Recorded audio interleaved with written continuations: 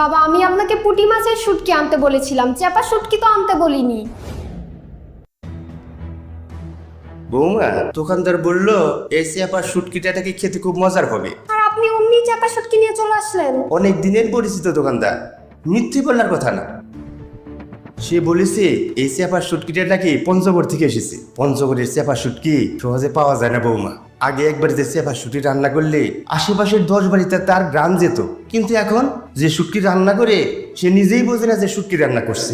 শুটকির যদি গ্রানই না পাওয়া যায় তাহলে সেটা কেমন শুটকি? বাবা, আপনি কি রেখে কি বলছেন? আমি আপনাকে পুঁটি মাছের শুটকি আনতে বলেছি, আপনি চাপা শুটকি কেনই বা আনতে যাবেন?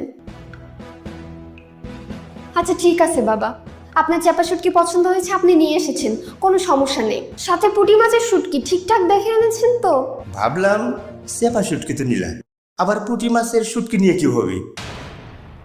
এত শুটকি মাছ তেলে নষ্ট হবে।